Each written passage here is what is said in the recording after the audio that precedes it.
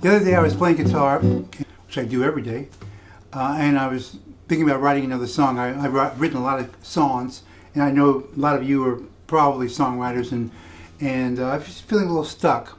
So I thought about songwriting, and I thought about giving you some tips on how to write songs and how to pick chords, progressions, make progressions, and where they come from and all that kind of stuff.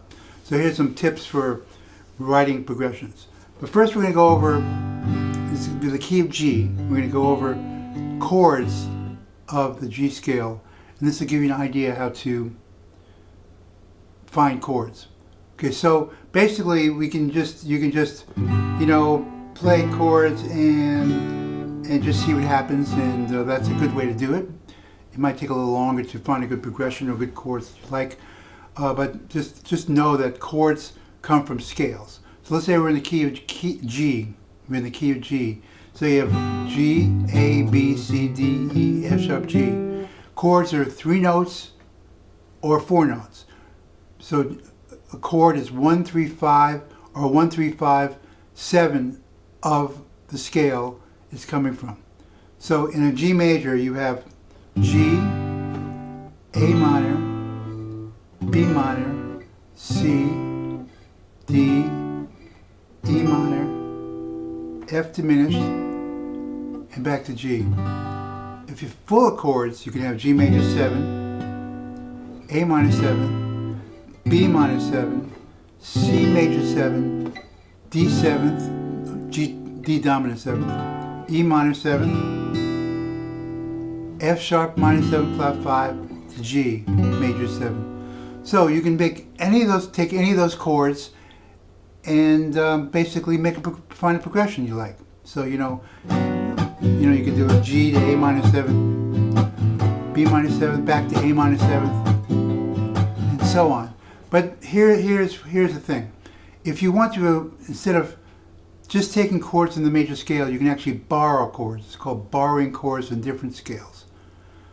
You can actually, in the grand scheme of things, you can take chords from anywhere and put it all together in any form you want, any order, and if you like it, you like it. If other people don't like it, that's the way it goes. But now we're gonna focus in on borrowed chords, and so that might help make it easier to pick chords that fit with what you're doing.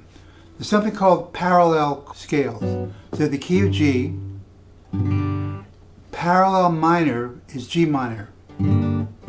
It's called parallel. And the G minor is from the relative major a B flat. So I don't want to get you too caught up in this technical thing, but basically the notes are from the B flat scale, or flat 3, flat 6, flat 7 of the G scale. So here, G minor, G, A, B flat, C, D, E flat, F, and G. So flat 3 is the B flat, flat 6 is the E flat, and flat 7 is the F. To make the chords of this scale, you go 1, 3, 5, 7 as usual, and you come up with G minor 7, A minor 7 flat 5, B flat major 7, C minor 7, D minor 7, E flat major 7, F 7, and back to G minor 7. So those are the G minor chords that you can pick from if you want to go along with anything you want to do in the G major if you're writing in G major. So let's say if you're doing a progression that goes like this.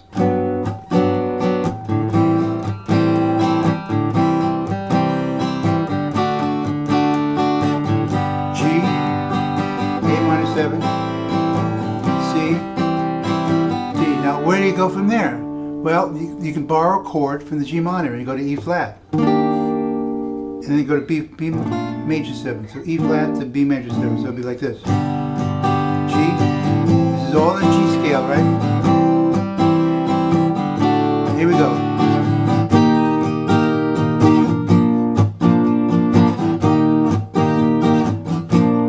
You go to A minor 7 flat 5. D D minor 7, back to G. So right there you borrowed a bunch of chords for the G minor scale to fit into another section of a progression that you're writing the song, which started in G major scale. First few chords, G, A minor, 7th, C, to D, are on the key of G. Now we're going to move out of that. We're going to borrow chords, go to E flat, B flat, A minor 7 flat 5, to D minor 7th, and back to G major. So that's called borrowing chords from the parallel minor. So if you know those chords in the parallel minor, you can make it easier on yourself.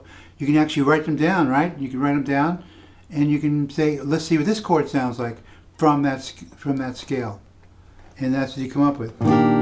So you can have a little bridge that goes through this.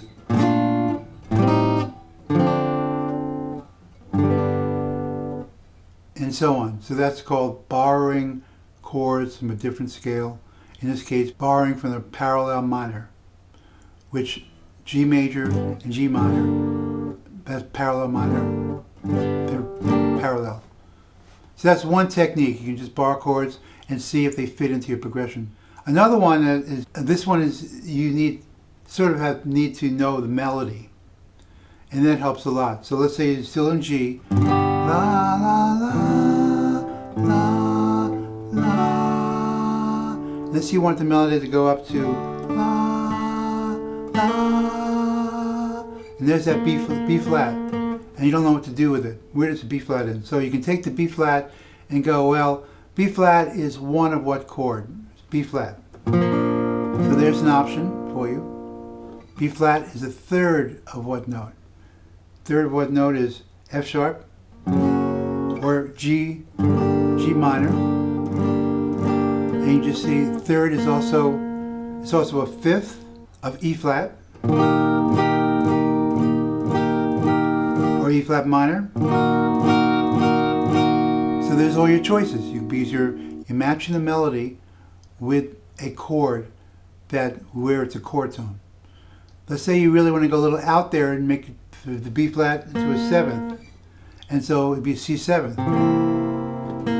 So there you go. G, A minor, C, D, na, na,